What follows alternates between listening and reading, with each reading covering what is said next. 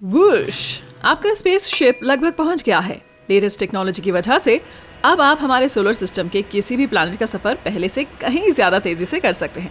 Finally हम दूसरे planets तक का सुरक्षित सफर आसानी से पूरा कर सकते हैं। आपने एक स्पेस टूर के लिए अप्लाई किया था और अब आप अपने गाइड, एस्ट्रोनॉट्स और कुछ अन्य पैसेंजर्स के साथ स्पेसशिप पर हैं। पहला स्टॉप हमारे सोलर सिस्टम का सबसे छोटा ग्रह बुध। ये पृथ्वी की सूर्य से दूरी के केवल 1/3 दूरी पर है। ये नजारा बेहद शानदार होने वाला है। जैसे ही आपका शिप इस रॉकी प्लैनेट की सॉलिड सतह पर उतरता है, आप देखते हैं कभी न खत्म होने वाला यूनिवर्स, तारे, गुजरते हुए कॉमेट्स और सूर्य जैसे हम इसे पृथ्वी से देखते हैं उससे 3 गुना बड़ा। और जहाँ कोई बादल नहीं है जो इसके शानदार व्यू को खराब कर सके, वहाँ कोई चंद्रमा नहीं है। बुध और शुक्र के पास कोई चांद नहीं है। आप हिलने डुलने की कोशिश करते हैं, लेकिन आपके स्पेस सूट और ग्रेविटी के घटने के कारण ऐसा लगता है कि आप स्लो मोशन में किसी ट्रैम्पोलिन पर हैं। दिन में यहाँ आना सुरक्षित नहीं है। बुध ग्रह पर एक दिन पृथ्वी के लगभग 59 दिनों के बराबर होता है। वैसे तो स्पेस सूट आपको सुरक्षित रखता है, लेकिन यहाँ टेम्परेचर बहुत ज्यादा हो सकता है। दिन के दौरान वो 800 डिग्री फ़ारेनहाइट तक पहुँच जाता है। वहाँ गर्मी को बनाए रखने के लिए कोई एटमॉस्फेयर नहीं है, इसीलिए रात के दौरान टेम्परेचर -290 फ़ारेनहाइट तक गिर सकता है। इसीलिए बुध सबसे गर्म ग्रह नहीं है, भले ही वह सूर्य के सबसे पास हो। इसके बाद दूसरा ग्रह शुक्र है, लेकिन इसमें एक एटमॉस्फेयर है जो हीट को बनाए रखता है। आप अपने खास स्पेस सूट से सुरक्षित हैं, लेकिन इस खतरनाक तरह के टेम्परेचर चेंजेस से गुजरना अभी भी मुश्किल होगा। इसीलिए आपको जल्दी निकलना चाहिए। बुध की ग्रेविटी ज्यादा कमजोर है क्योंकि इसका वजन पृथ्वी से कम है, जिसका मतलब है कि बुध पर ग्रेविटी आपके शरीर को कम खींचती है। अगर किसी का वजन पृथ्वी पर 45 किलोग्राम है तो उसका वजन बुध ग्रह पर करीब 17 किलोग्राम होगा और आप हल्का महसूस करेंगे। जल्दी करें, हमारे पास ज्यादा समय नहीं है। आप अपने स्पेस सूट में अपने गाइड की आवाज सुनते हैं। वो आपके बगल में खड़ा है और अपनी उंगली से इशारा कर रहा है। अपनी बाईं ओर देखें, इसीलिए हम यहाँ हैं। कैलोरस बेसिन, अमेजिंग। बुध का एटमॉस्फेयर इतना पतला है कि उसमें प्लैनेट को उसकी सतह से टकराने वाले एस्ट्रॉइड से बचाने के लिए कुछ भी नहीं है।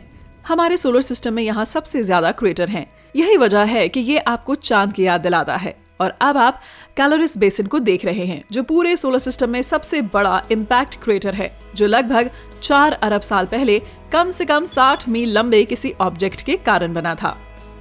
आप इसके रॉकी इंटीरियर को देख सकते हैं, जो गहरे फ्रैक्चर और शार्प रिजेस से भरा हुआ है। वे इस ग्रह पर पाए जाने वाले सबसे ऊंचे पहाड़ों से घिरा हुआ है, जो वहां मौजूद लावा वेंट से 3 किलोमीटर ऊपर हैं। वे एक्टिव रहा करते थे। दूसरी ओर जो सूर्य से छिपी है, उसमें बर्फ के छोटे छोटे डिपॉजिट्स हैं, जो यहाँ पानी का एकमात्र फॉर्म है। लेकिन आपके पास इसे देखने का समय नहीं है। आपके सफर को जारी रखने से पहले बुध केवल एक टेम्परेरी स्टॉप है। जैसे ही आप शिप पर कंफर्टेबल हो जाते हैं, आप देखते हैं कि आपका गाइड आपके पास आ रहा है। हम शुक्र पर नहीं रुक सकते, वो कहता है। कभी कभी हम कम से कम सतह के करीब पहुंच सकते हैं अगर लैंड ना करें, और बाहर जा सकते हैं, लेकिन आज हवाएं बहुत तेज हैं। वे आमतौर पर 220 मील प्रति घंटे यानी करीब 360 किलोमीटर प्रति घंटे से थोड़ा ज्यादा तेज होती हैं, और वे इस प्लैनेट के पीले या चमकीले सफेद बादलों को लगातार मोशन में रखती हैं। वोल्केनिक एक्टिविटी ने शुक्र की सतह को बनाया था। इसका 90% सॉलिड बेसाल्ट लावा है, इसीलिए वे वैसे भी घूमने के लिए सबसे अच्छी जगह नहीं हो सकती। साथ ही इसका एटमॉस्फेयर बहुत डेंस है। स्पेसशिप के अंदर रहने के दौरान आपको स्पेशल स्पेस कम्युनिकेशन सिस्टम पर आपके दोस्त की एक वीडियो कॉल आती है। उसने आपसे कुछ समय पहले छुट्टी ली और जुपिटर पर चली गई। जुपिटर एक गैस जायंट है, इसीलिए आप वहां कहीं भी लैंड नहीं कर सकते। इसके अलावा वहां प्रेशर भी बहुत ज्यादा है। ये गैस को लिक्विड में बदल देता है, इसीलिए जुपिटर का एटमॉस्फेयर वहां के रंगीन बादलों से होकर गुजरते हुए किसी भी मेटल के स्पेसशिप को ऐसे कुचल सकता है जैसे कि वो कागज से बना हो।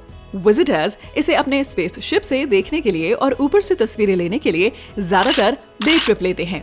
ये बेहद रोमांचक होता है क्योंकि वो प्लैनेट हवा के एक तूफानी बवंडर जैसा है और पूरे सोलर सिस्टम में ये जगह सबसे चमकीली है। आपकी दोस्त ने ग्रेट रेड स्पॉट भी देखा। ये एक जायंट ओवर शेप्ड तूफान है जो काउंटर क्लॉकवाइज डायरेक्शन में घूम रहा है। ये अमेजिंग था। रेड स्पॉट पृथ्वी से 4 गुना बड़ा है, लेकिन असली ट्रीट यूरोपा था, जुपिटर का छठा चंद्रमा।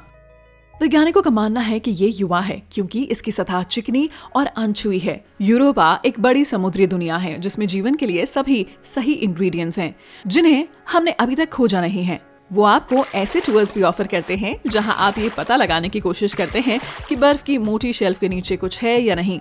विजिटर्स को एक खास एक्स्ट्रा प्रोटेक्टिव स्पेस सूट पहनना पड़ता है क्योंकि यूरोपा पर जुपिटर से भारी मात्रा में रेडिएशन आता है और वहाँ जुपिटर के कई चंद्रमा में से एक आयो भी मौजूद है जो रंगीन है और अब तक की सबसे खूबसूरत चीज है। यहाँ पृथ्वी से ज्यादा वोल्केनिक एक्टिविटी होती है और हमारे सोलर सिस्टम में सबसे ज्यादा एक्टिव ज्वालामुखी यही है। करीब 400 से ज्यादा एक्टिव ज्वालामुखी, उनमें से करीब 150 तो कभी भी फट सकते हैं। जुपिटर की ग्रेविटी वोल्केनो की एक्टिविटी को बढ़ावा देती है। ये आयो को रबर की गेंद की तरह निचोड़ती है और इसके कारण ज्वालामुखी बनते हैं। आपको लगेगा कि काश आप उसके साथ होते, लेकिन अभी आप अपनी अगली लोकेशन की ओर जा रहे हैं। दिन बीतते जाते हैं और एक पल आप पृथ्वी को दूर से देखते हैं। आप अपने दोस्तों और फैमिली के बारे में सोचकर थोड़ा नॉस्टैल्जिक हो जाते हैं, लेकिन थोड़ी देर बाद आप अपनी अगली डेस्टिनेशन को देखकर एक्साइटेड हो जाते हैं। आखिरकार लाल प्लैनेट पर पहुंच गए हैं। आप इसकी धूल भरी सरफेस पर स्पेसशिप के उतरने की धीमी और दबी हुई आवाज सुनते हैं। आपके चारों ओर सब कुछ बस एक बंजर विशाल रेगिस्तान है। हवा तेज है और धूल उड़ रही है। वो बड़े बड़े अजीब से रेत के टीले इसी तरह बनते हैं और उनसे पता चलता है कि इन दिनों तूफान आएगा। अरबों साल पहले मंगल की सतह पर लिक्विड वाटर था। झीलें और नदियां शायद उनके आसपास या उनके अंदर जीवन भी होगा। इसकी घूमने की एक्सिस थोड़ी झुकी हुई है, इसीलिए मंगल पर हमारे प्लैनेट जैसा ही मौसम है। जब एक हेमिस्फीयर सूर्य के करीब झुक जाता है तो वहाँ बसंत और गर्मी का मौसम होता है। दूसरा हेमिस्फीयर जो बाहर की ओर झुका हुआ है वहाँ पतझड़ और सर्दी हो जाती है। मंगल पर एटमॉस्फेयर हमारे प्लैनेट से बहुत पतला है, इसीलिए ये अपनी सतह के पास उतनी हीट नहीं रोक सकता। मंगल पर एयर प्रेशर माउंट एवरेस्ट के लगभग 50 गुना कम है। आप स्पेस होटल में पहुंच जाते हैं। मंगल ही इकलौता ऐसा प्लैनेट है जहां इस समय ऐसे होटल हैं। दूसरे प्लैनेट्स पर आप अपने स्पेस शिप में सोते हैं क्योंकि वहां लोगों को ज्यादा समय तक रहने के लिए जरूरी और सुरक्षित कंडीशंस नहीं मिलती हैं। इस होटल का स्टाफ बहुत अच्छा है। उन्हें टूरिस्ट्स की आदत हो गई है क्योंकि मंगल हमारे सोलर सिस्टम में सबसे ज्यादा विजिट की जाने वाली लोकेशन है। वहाँ का खाना बहुत अच्छा है और आप इसे खाने और थोड़ी नींद लेने के लिए इंतजार नहीं कर सकते। अगले दिन आप अपने ग्रुप के साथ स्कीइंग पर जाने के लिए सुबह सुबह तैयार हो जाते हैं। मंगल पर दिन लगभग उतने ही लंबे होते हैं जितने कि पृथ्वी पर होते हैं। पूरी रात बर्फ गिर रही है, लेकिन ड्राई और लो प्रेशर वाले एटमॉस्फेयर के कारण बर्फ ज्यादा देर नहीं रुकती, इसीलिए आपको एक चांस लेना होगा। मंगल पर अद्भुत पहाड़ और घाटियां हैं और वे बर्फीले पोलर कैप्स कितनी कूल हैं। ओह, ज्वालामुखियों को देखिए। अगले दिन आपको पूरे प्लैनेट पर घुमाने के लिए खास तौर से डिजाइन किया गया एक छोटा एयरक्राफ्ट आता है और आपको हमारे सोलर सिस्टम के सबसे बड़े ज्वालामुखी ओलंपस मॉन्स की डे ट्रिप के लिए ले जाता है। ये सतह से 26 किलोमीटर ऊपर है, हमारे एवरेस्ट से करीब 3 गुना ऊंचा। आप ज्वालामुखी के बाहरी किनारे पर उतरते हैं। इसकी चोटी इतनी ऊंची है कि ऐसा लगता है जैसे ये क्षितिज के पार जा रही हो। तीसरे दिन आप वेलेस मेरिनेरिस जाते हैं, जो कि आइकॉनिक कैनियन सिस्टम है जिसे आप अब तक केवल तस्वीरों में देख सकते थे। इसकी खाई का नेटवर्क अमेजिंग है, जो हमारे ग्रैंड कैनियन से 5 गुना लंबा और 4 गुना गहरा है। अपने सबसे चौड़े पॉइंट पर ये 200 मील यानी करीब 320 किलोमीटर तक फैला है। आप अगले 5 दिन सदर्न हेमिस्फीयर में बिताने का फैसला करते हैं। वहाँ एक और होटल है जहाँ आप उस एरिया में निष्क्रिय हो चुके ज्वालामुखियों के लिए डे ट्रिप बुक करते हैं। आयरन रस्ट के लाल, नारंगी और भूरे रंग के अलग अलग शेड्स की धूल से सब कुछ ढका हुआ है, लेकिन आसमान हर समय धूल भरा रहता है। आप एक बार तूफान में भी फंस जाते हैं, इसीलिए कोई भी पूरे दिन होटल से बाहर नहीं निकल सकता। आप सूर्य को देखते हैं जो पृथ्वी से जितना हम देखते हैं उससे थोड़ा ज्यादा दूर है। आप अपने प्लैनेट को मिस करते हैं जहाँ बिना किसी खास सूट के घूम सकते हैं, ताज़ी हवा महसूस कर सकते हैं, समुद्र में तैर सकते हैं या अपने करीबी लोगों के साथ कॉफी पी सकते हैं। घर जाने से पहले देखने के लिए एक और खास जगह है। ये अन्य जगहों से ज्यादा खतरनाक और कॉम्प्लिकेटेड है।